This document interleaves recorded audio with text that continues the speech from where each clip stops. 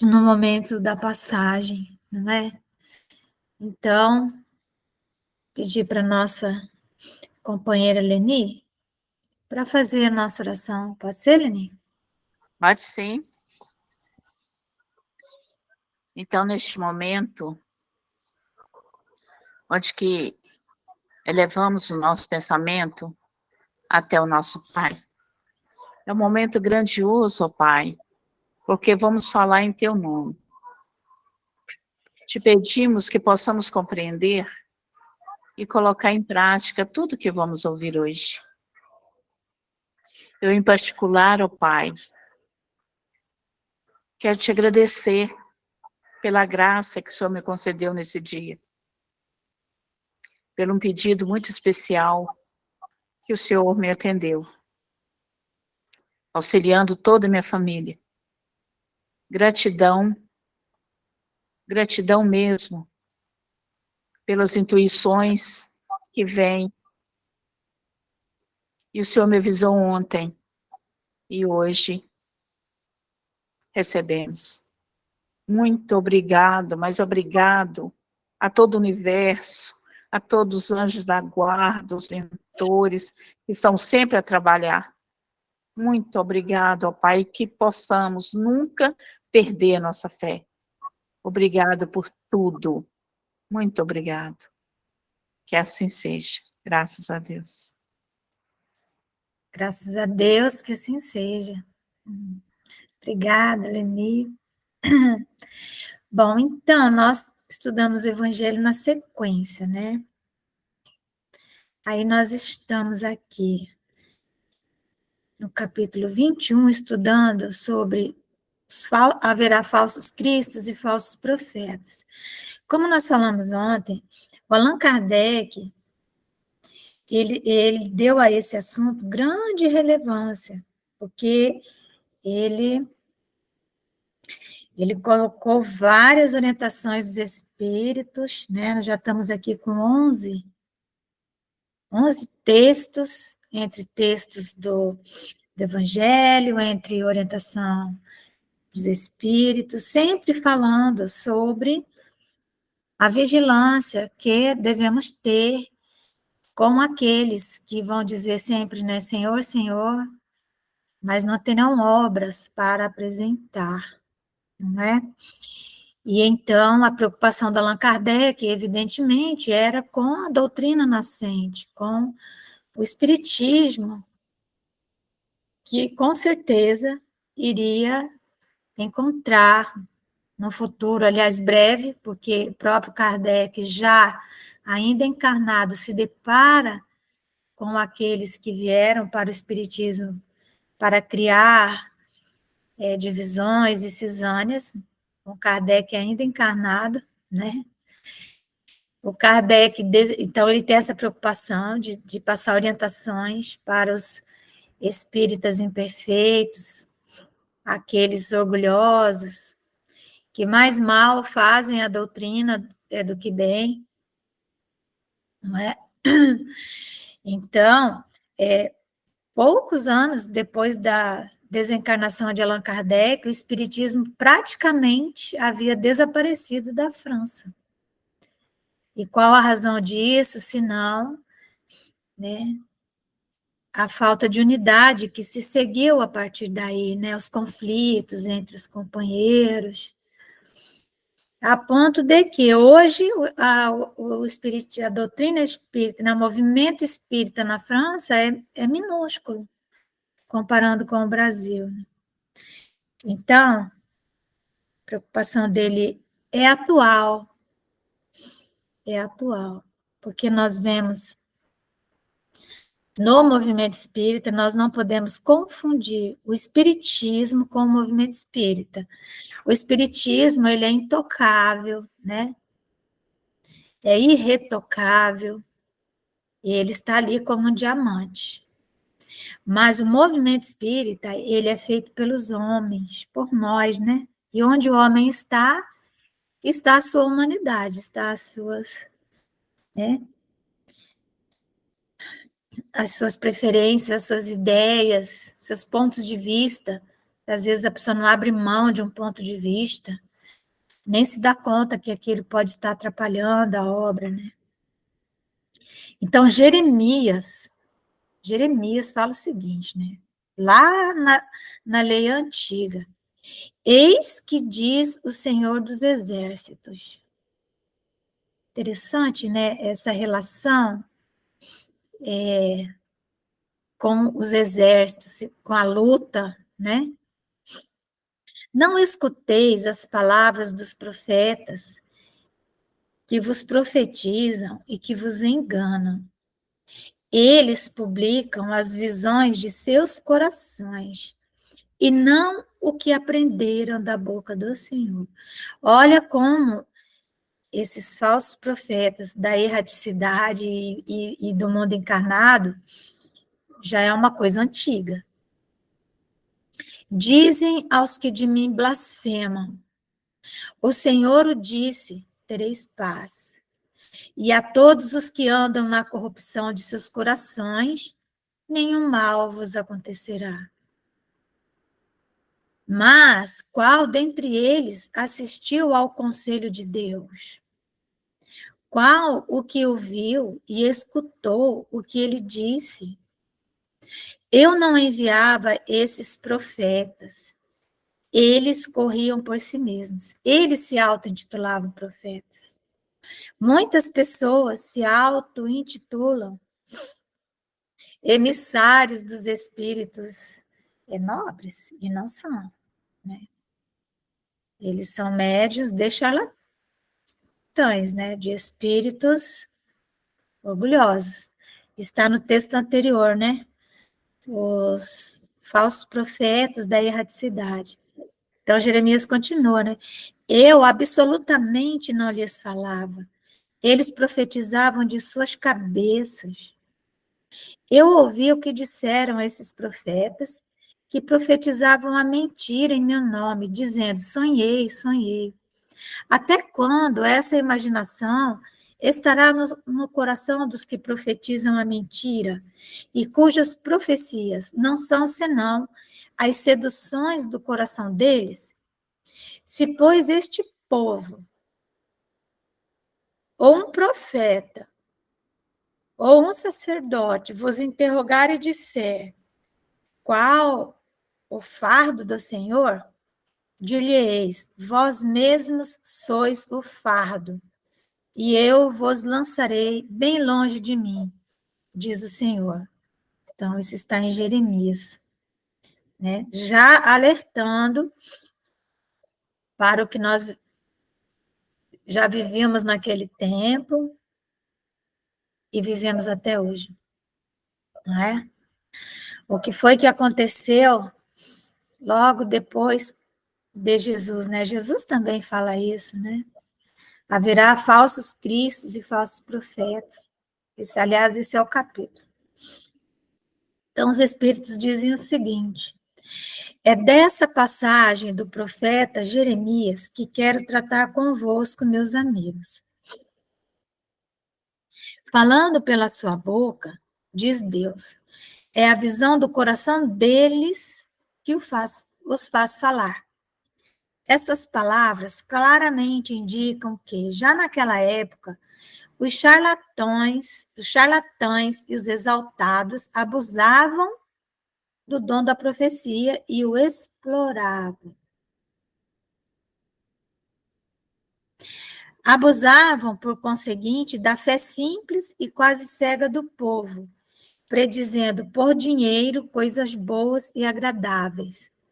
Há pessoas que começam a predizer coisas, a trazer teorias que não condizem com a essência da doutrina espírita, mas nem sempre é por dinheiro. Às vezes é por poder mesmo, para ter controle sobre as pessoas, né? Controlar as pessoas. Então, trazem. Ontem nós falamos bastante sobre isso, né? Sobre essa doença que invade o movimento espírita, E nós temos que ter muita clareza da doutrina, estudar a doutrina espírita nas obras básicas. Tudo bem que existem as obras subsidiárias, os folhetins, né? Que tem a sua, tem o seu papel, né, no conhecimento espírita. Mas é um papel secundário, aquele papel que faz, por exemplo, esses folhetins que a gente lê, como eu li o Vinha de Luz agora há pouco, ele tem um objetivo, falar para aquelas pessoas que não conhecem a doutrina, então uma fala rápida, sem a profundidade necessária do conteúdo espírita, para chamar a atenção, para que a pessoa venha para o centro espírita e venha estudar a doutrina espírita. E estudar a doutrina espírita só é possível estudando as obras básicas. Nós não podemos pensar que nós vamos aprender espiritismo estudando as obras que são subsidiárias. Tem gente que chama de obras complementares, elas não são complementares, porque a doutrina espírita não precisa de complemento, elas são subsidiárias. Então, por exemplo, o Emmanuel, né? O Emmanuel, ele não criou o emanuelismo, o Divaldo fala isso, ele teve o cuidado de não criar uma doutrina, o emanuelismo, por exemplo. Mas existem espíritas que são emanuelistas, que são André Luizista, né? Vamos dizer assim, estou falando aqui. Mas não foi o objetivo do Emmanuel ao criar os folhetos, né? É fantástica, é fazer a divulgação para a grande massa. Ele usa uma técnica, Emmanuel usa uma técnica chamada legibilidade. Quando você lê um texto de Emmanuel, ele tem uma ideia inicial, ele discorre aqui no meio, e na conclusão ele volta àquela ideia inicial. Ele usa frases curtas que vão ficar na mente da pessoa para que ela grave aquele conteúdo. Né? Então, essa linguagem que ele começa em 1940, por aí, ele foi a pessoa que começou a usar isso, que hoje é amplamente utilizada nas escolas de marketing, né? nas empresas de publicidade, como fazer um folheto que chame atenção para um assunto. E então, no ano de 1970, mais ou menos, apareceu um escritor que elaborou uma tese sobre legibilidade na França, né? E ele, então, fala sobre essa técnica. No entanto, é a técnica, 1970. Então, essa técnica, Emmanuel já usava em 1940, mas ele usava como algo que seja uma propaganda, para que a pessoa veja aquilo, abra um livro, você dá um livro, ela abre, ela lê, mas aquilo precisa levá-la à fonte primordial, né? Ao maná, ao alimento seguro. Então, ler os romances é bom, né? Mas lembrando, ler as obras de André Luiz é bom, mas nós estamos estudando, inclusive, todas elas subsidiam o conhecimento espírita. Mas nós precisamos entender, por exemplo, André Luiz vem e fala da vida no mundo espiritual, mas ele fala da vida numa colônia. Ele fala de casos, estudos de casos específicos, né? Então, nós não podemos pegar aquele caso e generalizar para todas as situações, não é? Assim como Emmanuel também. Tem uns romances maravilhosos que falam do cristianismo primitivo, depois do cristianismo na Idade Média, não é? São livros que nos envolvem do começo ao fim. Entretanto, não substituem o estudo da obra básica. Se alguém disser que substitua, corra dessa pessoa. Corra dessa pessoa. Não substitui. Então, e hoje nós vemos, né? Porque é mais fácil estudar, uma coisa assim. Então, abusavam, por conseguinte, da fé simples e quase cega do povo, predizendo por dinheiro e tal. Muito generalizada se achava essa espécie de fraude na nação judia, e fácil é de compreender-se que o pobre povo, em sua ignorância, nenhuma possibilidade tinha de distinguir os bons dos maus, sendo sempre mais ou menos ludibriado pelos pseudo-profetas, que não passavam de impostores ou fanáticos. Nada há de mais significativo do que estas palavras. Eu não enviei esses profetas, e eles correram por si mesmos. Não lhe falei, e eles profetizaram.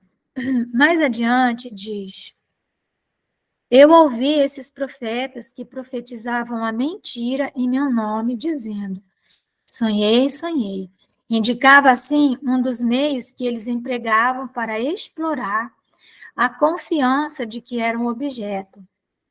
A multidão, sempre crédula, há uma tendência na multidão de acreditar, né, de crer. Porque existe o nível intelectual de cada pessoa, e existe o nível intelectual de um grupo, que é a média de todos os intelectos ali. Então, quando há uma multidão reunida, há uma tendência psicológica de se acreditar naquilo que se está dizendo, né, nas conferências que reúnem muitas pessoas, não é? Fica a multidão ouvindo, então há essa tendência diferente de um grupo que senta, que vai estudar, que vai fazer análise, né? Cada um vai dar a sua opinião. Aí a credulidade, ela é menor. O Allan Kardec, ele fala que os incrédulos, os que não acreditam em nada, fazem menos mal à doutrina espírita que os crédulos, aqueles que acreditam, e que depois que eles se comprometem, às vezes, com algum tipo de ensinamento, que às vezes nem, não vou dizer que é errado nem nada, mas são ensinamentos, às vezes, que precisam de mais análise. Aí muitas pessoas se recusam a colocar aquilo na mesa para ser discutido. A multidão, sempre crédula, não pensava em lhes contestar a veracidade dos sonhos ou das visões. Achava isso muito natural e constantemente os convidava a falar. Né? Muitos, inclusive, gostam, né, dessas experiências, não é? Então, são as fragilidades, né, da fé. E há pessoas que têm esse poder mesmo, hipnótico mesmo, né, de falar com tanta ênfase que elas vencem mesmo. Né? Após as palavras do profeta, escutai os sábios conselhos do apóstolo João quando diz: não acrediteis em todo espírito, experimentai se os espíritos são de Deus, porque entre os invisíveis também há os que se comprazem em iludir se lhes depara ocasião. Eles gostam disso. Às vezes eles vão iludir só por brincadeira. Eles se comprazem, eles sentem prazer em iludir as pessoas. Não tem gente que gosta de fazer brincadeira tola, né? Então, é aquilo que nós estudamos no Livro dos Espíritos, quando nós estávamos estudando as classes, né? Dos Espíritos, nós estávamos estudando os espíritos levianos. Nós estudamos os impuros, né, a classe dos impuros para os levianos, que nós vamos estudar daqui a pouquinho. Então, eles são assim, eles se comprazem nisso, eles gostam de, eles dão risada, né? Os iludidos são, está-se a ver, os médiuns, e não se precatam bastante. Às vezes o médium é orgulhoso, é vaidoso, é arrogante, não é? Então, vem um espírito, pega um nome venerável e passa toda uma doutrina mesmo, praticamente nova, né? Hoje nós vemos ideologias dentro do movimento espírita, coisas que precisam ser analisadas, mas que são aceitas, não é? São aceitas sem nenhuma. E quando alguém vai falar. Um minutinho. E quando alguém vai falar, as pessoas se aborrecem, né? Não querem ouvir. Não, mas como que você pode duvidar de fulano? Aí você diz, não, mas eu não estou duvidando, apenas eu gostaria de elucidar mais esse ponto. Mas aí você não consegue elucidar esse ponto, porque, não é? Ele tem tanta certeza de que estão certos. Aí se encontra, é fora de dúvida, um dos maiores escolhos, olha, em que muitos funestamente esbarram, mormente se são novatos no espiritismo. Então, os novatos no espiritismo, eles trazem, né, consigo, evidentemente, aqueles condicionamentos que todos trazemos da Igreja Católica, porque, afinal, a Igreja Católica nos amparou aí, né, durante mais de 2000 anos, então é natural que tenhamos esses condicionamentos. E quando vem alguém e fala de uma forma que nós encontremos uma afinidade com algo em nós, há uma tendência de considerar aquilo válido. Porque muitas pessoas vêm para a doutrina espírita, mas ainda guardam essas reminiscências. E então, reminiscências que vão nos remeter naturalmente, né, vão nos remeter a práticas exteriores. Então, nós temos que prestar atenção se naquilo há uma visão errada, às vezes, da caridade, não é? Que a Igreja Católica tem uma visão errada da caridade. A caridade ficava por conta das irmãs da caridade lá, não é?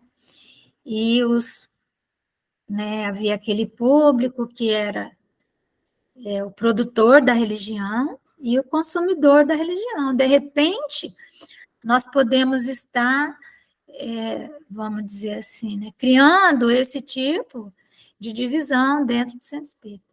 É-lhes isso uma prova de que só com muita prudência podem triunfar. Aprendei, pois, antes de tudo, a distinguir os bons e os maus espíritos, para que, por vossa vez,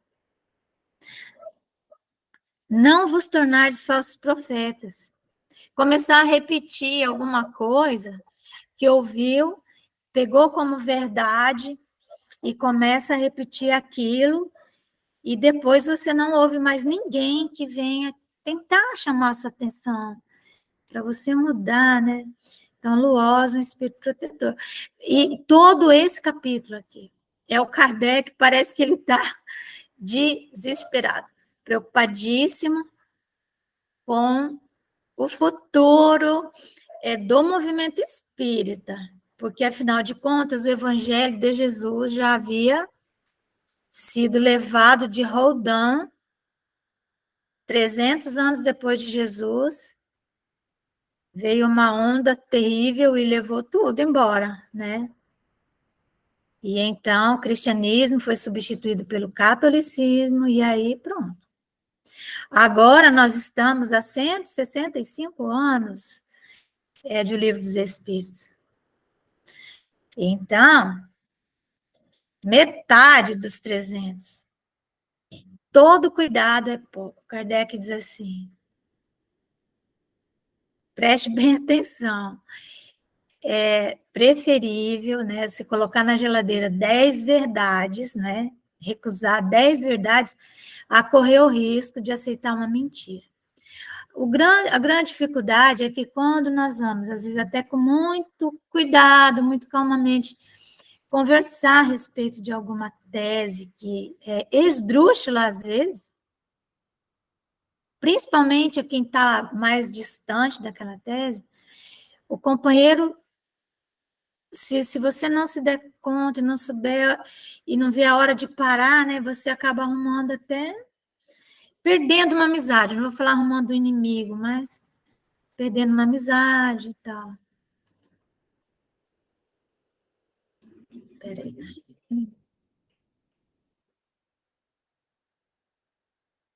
Peraí.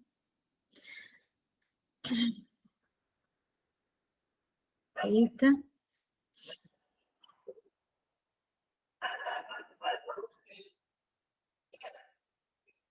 Peraí. Então, nós estávamos vendo sobre as diferentes ordens dos espíritos, né? Nós estamos vendo aqui, ó, dos espíritos. Então, o que nós aprendemos nisso? Nós aprendemos, agora nós estamos no livro dos espíritos, já. Nós aprendemos que existem 3 ordens de espírito. É importante a gente aprender isso, porque isso aqui é a obra básica, né? Então, isso aí vai nos ajudar a reconhecer quando nós estamos diante de qual espírito, de qual ordem, e nessa ordem, qual classe que ele está, para nós nos precavermos, né? Então, existem 3 ordens. A primeira ordem, que são os espíritos puros, esses aí são puros, certo? Eles não têm mais nenhum resquício da matéria, tem forma, nada, são espíritos puros. Eles já vivem no verdadeiro mundo espiritual, que o mundo espiritual é onde habitam os espíritos fora do mundo corporal, né? Então, se eles não têm mais corpo, eles não estão mais sujeitos à influência da matéria, são os espíritos puros. Na segunda ordem, são os espíritos benevolentes. Aí eles têm uma classificação lá. E na terceira ordem são os espíritos imperfeitos. Aí dentro dos espíritos imperfeitos tem uma escala que vai de 1 a 10. Aqui ele fala dessa escala, nós já vimos. Aí nós vimos os caracteres gerais, né, da terceira ordem, que são os espíritos imperfeitos, né, qual a característica mais geral. Já vimos o 102, que é dentro dessa terceira ordem, que são os espíritos, olha lá, ó, imperfeitos, tá? Então, onde será que nós estamos, né? Os espíritos imperfeitos. Então, o que ocorre? Nós temos 10 classes, então nós temos a classe dos impuros, que é o item 100, nós já vimos também, eles são absolutamente inclinados ao mal e, evidentemente, eu penso que nós não pertencemos a essa classe. A 9ª classe são os espíritos levianos.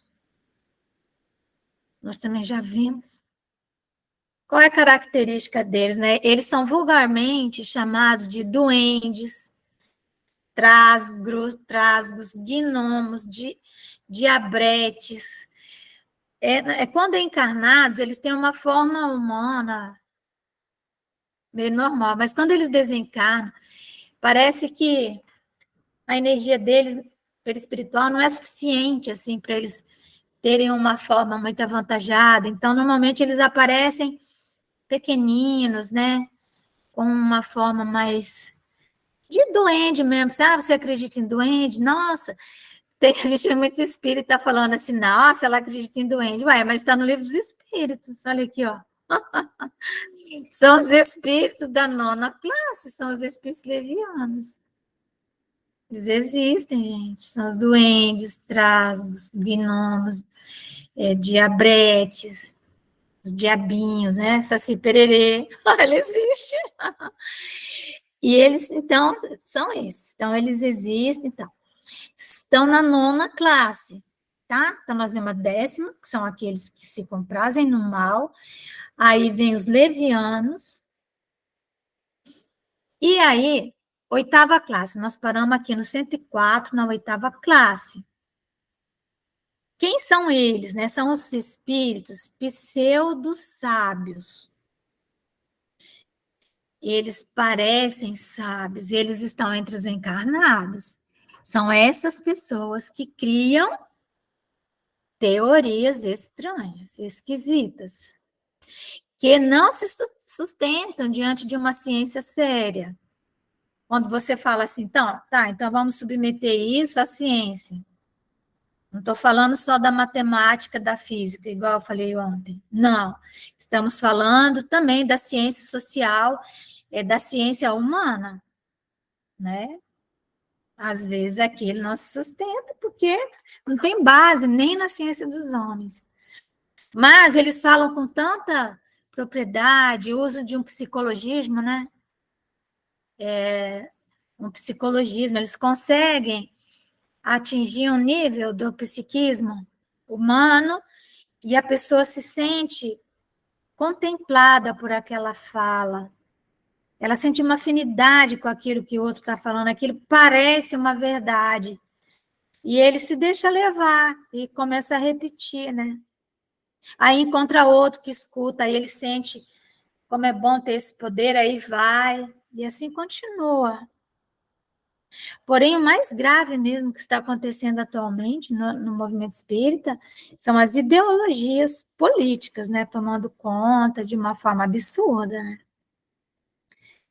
E são pessoas que têm conhecimento intelectual, que defendem teses que são contrárias aos princípios do espiritismo, né? Mas estão lá defendendo, eles são sábios, eles são pseudo-sábios. Eu conheço uma escritora, pedagoga, livros escritos, que ela defende uma ideologia terrível, né? Que, inclusive, até atenta contra a vida, não é? Como é que pode defender uma ideologia que é contra a vida, que é contra a família, que é contra os valores cristãos, né? E ela defende. E ela é uma pessoa, tem mestrado, doutorado, tudo que você imaginar. Então, eles dispõem, esses pseudo-sábios, de conhecimentos bastante amplos, porém, creem saber mais do que realmente sabem. Eu assisti uma vez uma palestra, há muitos e muitos anos atrás, no Rio de Janeiro, de uma dessas pessoas, pseudo-sábio. E ela, então, ela começou a falar, e ela falava muito rápido, não dava tempo para ninguém pensar. Eles têm essa característica também. Às vezes, quando o palestrante fala rápido demais, é que é para você não pensar. Ou fala alto demais, ou grita demais. Tem que ter cuidado, presta atenção. O que essa pessoa está falando assim? Às vezes a pessoa está falando de um jeito, põe uma ênfase, ela está querendo impor a vontade dela, né? Às vezes não, às vezes é o jeito dela. Mas a gente tem... O Kardec fala que nós não podemos nos preocupar sempre em colocar qualquer coisa sob o crivo da razão. Não podemos nos preocupar. Então, aí ela disse assim, né? Ela começou a falar, tal, aí, de repente, ela entrou por um viés, foi lá, aí ela cantou uma música, foi até bonita a música, muito bela, e aí ela voltou e ela disse assim, não se preocupem, eu nunca perco o fio da meada. E ela realmente não perdeu o fio da meada, ela continuou. Mas eu achei isso arrogante, né? Nunca é uma palavra muito forte, assim, como sempre também é, né? Então, aí eu comecei a achar que aquilo não estava bom, e isso faz muitos e muitos anos. E agora, na atualidade, ela é uma dessas defensoras, dessas teorias aí que atentam, né, contra os valores mais básicos do cristianismo. E fala em nome do espiritismo, né? Mas não é em nome do espiritismo, é em nome próprio. Então, essas pessoas, eles pensam que eles sabem mais do que realmente sabem. Tendo realizado alguns progressos sob diversos pontos de vista, a linguagem deles apresenta um cunho de seriedade, de natureza a iludir com respeito às suas capacidades e luzes. Então, ele fala bem, né? Mas, em geral, isso não passa de reflexo dos preconceitos e das ideias sistemáticas que nutriam na vida terrena. Então, está falando dos espíritos aqui, mas é a mesma coisa quando estavam encarnados. É uma mistura de algumas verdades com os erros mais absurdos. Isso que é o problema, porque está misturado verdade com erro. Imagina uma pessoa chegar e discutir o conceito de caridade com você e falar assim, que a caridade material não é mais prioridade no movimento espírita. Falar isso, né? Que hoje nós vivemos o tempo da caridade moral e não da caridade material. Eu já ouvi isso. Mas aí, o que é que está no Evangelho? Se a pessoa leu o Evangelho, o texto está lá, caridade material e caridade moral. E está escrito que a caridade moral, ela existe para quem não tem recurso financeiro. Quem tem recurso financeiro tem que fazer as duas. As duas. E que a caridade moral não pode obstar, quer dizer, não pode impedir que a caridade material se realize. Também tem um texto de Chéveros, quando ele está falando lá nos empregos da riqueza, falando para os ricos, ele fala para os ricos, ele diz assim, alivia primeiro, informa-te depois. Alivia primeiro. Está no Evangelho, obra básica. Como que uma pessoa chega e fala que a caridade material não é mais essencial, não é mais prioridade? Que nós temos que cuidar de outras áreas do ser, não é? Como que ela pode falar isso? Mas fala. Então, nós não podemos ter, pelo menos para nós, a certeza de que aquilo está errado. Porque é a bandeira da doutrina espírita, eu nunca vou cansar de me falar isso, é fora da caridade na salvação. Também, na parábola do bom samaritano, a Leni até levou bem essa parábola no estudo que ela fez, está lá na parábola do bom samaritano. Aquele doutor da lei pergunta como que ele iria ganhar o reino dos céus, como que ele iria conseguir, como que ele iria, não é? E aí Jesus fala, né? Que a lei é amar a Deus e ao próximo. E ele diz assim, não, mas quem é o meu próximo? Não é? Porque para os judeus o próximo era só alguém da família e alguém da mesma religião. Os outros não eram próximos.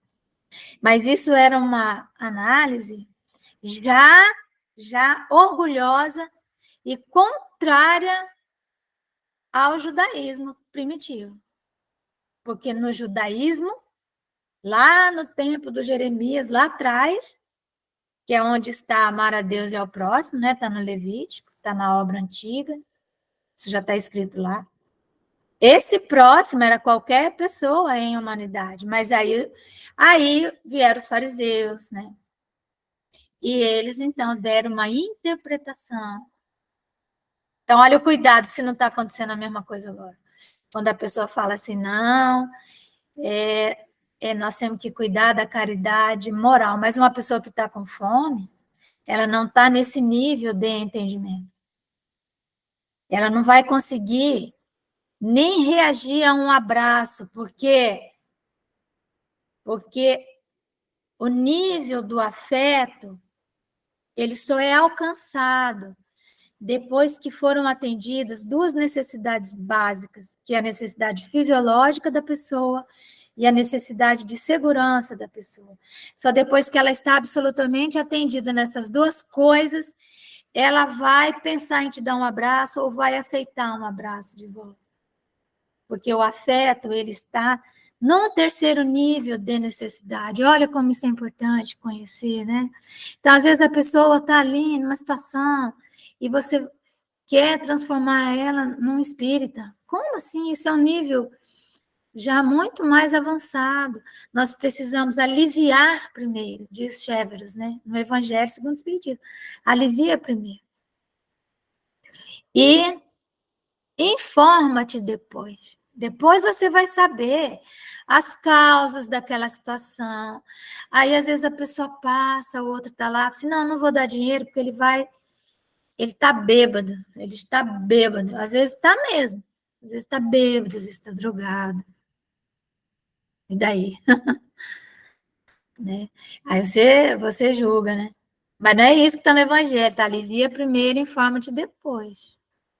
Aí eu não vou dar esse dinheiro, porque se eu der dinheiro, a pessoa vai beber. Né? Uai. Mas às vezes a gente não tem tempo para fazer outra coisa, a gente só está com dinheiro. Nós não temos tempo, por exemplo, para parar, para ir tentar resolver alguma coisa. Então você faz o pior, você dá dinheiro e vai embora. Mas pelo menos fez. Aí o outro fala, não, eu não tenho tempo para parar, só tenho esse dinheiro, mas eu não vou dar dinheiro porque ele vai viver. Mas esse é um comportamento do Cristo? Comportamento cristão? Jamais. Jamais. Bom, então, os pseudo-sábios, eles tentarão nos enganar de todas as maneiras. Aqueles que são os pseudo-sábios a serviço do mal, a serviço dos espíritos impuros, que eles têm muitos deles, eles vêm nos fascinar, trazer a fascinação para nós. Está lá também no Evangelho, está casando os dois temas, o tema do Livro dos Espíritos com o tema do Evangelho. Né? Todo aquele capítulo é sobre isso, sobre essa vigilância que temos que ter, e aqui também, né? Aqui também. Vamos ler mais uma classe, né? Então, nós temos que aprender a reconhecer essas pessoas e não sentir medo delas, não nos deixar intimidar, porque elas são muito inteligentes, porque elas são poderosas, normalmente elas têm dinheiro, são poderosas, não é? Comandam verdadeiras legiões de seguidores. Tem seguidores, às vezes na internet, às vezes seguidores, né? Muitos deles estão dirigindo centros espíritas. Muitos. Porque, lógico, Jesus avisou isso. E principalmente no final dos tempos. A gente tem que chegar e olhar e ver. E vamos seguir o nosso caminho de boa, não vamos brigar com ninguém, mas vamos. Não, isso aí para mim não serve, né? Uma vez eu falei para uma pessoa, isso aí não é espiritismo. Aí ele falou, claro que é. Eu falei, não é nem claro e nem é. Pelo menos, tudo que eu estudei de espiritismo até hoje, tem várias questões aí que contrariam a doutrina. Aí a pessoa para entender isso aí, tem que ter ouvidos de ouvir e olhos de ver. Arrogância, né? Falei, talvez eu não tenha ouvidos de ouvir, mas essa fala é do Cristo. Ela fica boa na boca do Cristo. Porque o Cristo sabe quem é que não tem ouvido de ouvir e olhos de ver, né? Quando uma pessoa fala isso, sai longe. Eu também comentei aqui, né? Às vezes tem uma fala do Chico Xavier que fica muito bem nele, né? No Chico. Ele fala assim, quando foram elogiá-lo, né? Ele falava assim, não, gente, eu sou um capim, né? Então, aí a pessoa querendo parecer que é humilde, igual o Chico era, fala assim, ai, não, eu sou um capim. Eu falo, gente, isso aí fica bom na boca do Chico, mas não nós somos um capim, nós não nos achamos um capim, nós estamos longe disso, né? Então, a humildade, ela é uma coisa complicada, né? Então, é uma virtude que o indivíduo perde no momento que descobre que a possui, né? Então, quando você acha que você é humilde, você já perdeu a humildade. Então, acho que dá para ler mais uma classe. Aí nós vamos entrar na 7ª classe, lembrando que nós estamos falando da ordem dos espíritos imperfeitos, tá? Que é a 3ª ordem. São 3 ordens. Só para lembrar. Puros, não tem nada para falar sobre eles. Os benevolentes e os imperfeitos. Então, os imperfeitos é como se fosse uma gradação, né? Está dividido em 10 classes. Os neutros, eles nem são bastante bons para fazerem o bem e nem bastante maus para fazerem o mal. Eles pendem, a Maria vai com as outras, pendem tanto para um como para o outro e não ultrapassam a condição comum da humanidade. Quer no que concerne ao moral, quer no que toca à inteligência. Apegam-se às coisas deste mundo, de cujas grosseiras alegrias sentem saudades. Então, esses espíritos neutros, eles significam 90% da humanidade. 90%, é muita gente. Então, são aquelas pessoas que, às vezes, se eles estão no meio moralmente adequado, eles se adaptam. Então, eles falam aquela linguagem. Mas quando eles saem dali, eles são altamente influenciáveis. Quando eles saem dali, estão entre pessoas que têm uma fala chola. Eu não estou falando de classe social, isso a gente vai encontrar especialmente nas altas rodas, onde rola bebida, onde rola muita conversa, né? Grosseiras alegrias, né? Aquelas músicas estridentes, aquelas risadas histriônicas. Então eles entram nesse clima com muita facilidade. E esquecem rapidamente tudo que aprenderam lá no outro grupo. Aí amanhã acontece alguma coisa que eles relacionam com o fato de terem saído daquele grupo. Aí ele, nossa, eu vou voltar para lá, e volta. Aí reza, fica no centro espírita, toma passe. Aí depois, quando chega em casa, tá lá bebendo, falando tolice, assistindo programas inadequados. Adoram sair de férias. Nas férias se permitem de tudo um pouco. Veja, eles sentem saudades das grosseiras alegrias. Muitas vezes se revestem. Né? Porque, às vezes, nesse afã, por exemplo, faz parte de um grupo moralmente, vamos dizer assim, adequado, um centro espírita, por exemplo. O centro espírita, como ele é uma associação, nós já até estudamos aqui nos nossos estudos, ele possui nichos, né? Como toda associação de poder, a pessoa tem poder ali. Aí ele acaba gostando de ser o dono daquilo, de ter poder ali. Então, ele acaba assumindo um comportamento que não corresponde àquilo que ele verdadeiramente é. Mas ele também não está interessado em mudança real. Porque quando ele está no outro meio, ele se mostra como ele verdadeiramente é, ou aquilo que ele realmente gosta.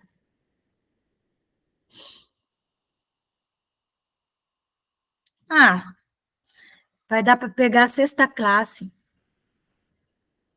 porque depois nós vamos pegar a 2ª ordem, que vai ser na nossa próxima segunda-feira.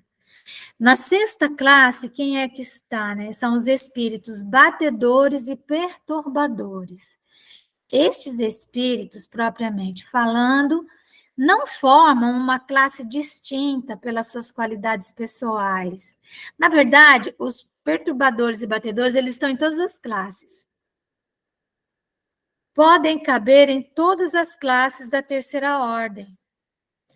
Manifestam geralmente sua presença por efeitos sensíveis e físicos, como pancadas, movimento e deslocamento anormal de corpos sólidos, agitação do ar, etc. Afiguram-se mais do que outros presos à matéria. Então, eles são espíritos que eles são muito utilizados, às vezes, pelos espíritos superiores, às vezes, para eles chamarem a atenção para alguma coisa, né? Parecem ser os agentes principais das vicissitudes dos elementos do globo. São os espíritos que atuam muitas vezes sem saber nas tempestades, nos vulcões, nos terremotos, nos maremotos, não é? Quer atuem sobre o ar, a água, o fogo, os corpos duros, quer nas entranhas da terra. Isso tem muita coisa para nós pensarmos. Os espíritos que atuam nas entranhas da terra, quem são eles? São os dragões, não é? Aquela casta de espíritos draconianos, não é?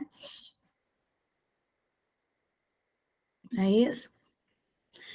Que são os inimigos do Cristo, né? Então, esses batedores que atuam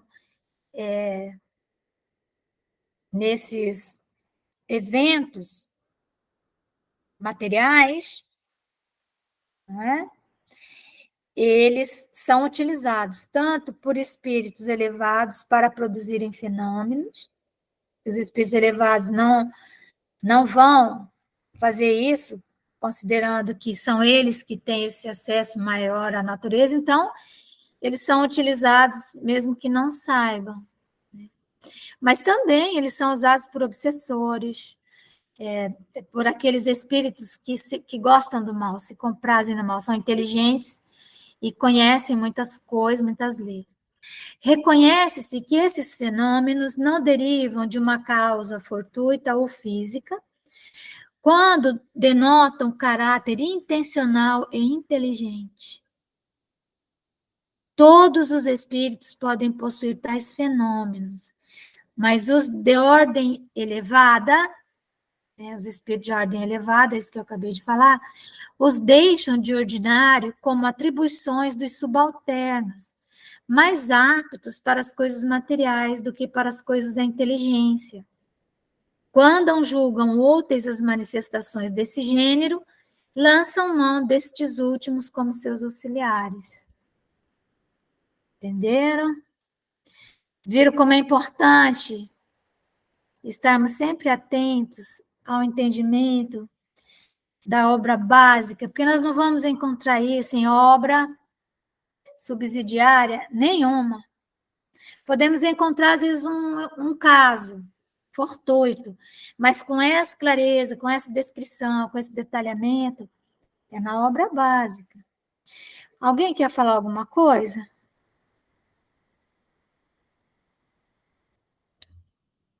Todo mundo satisfeito?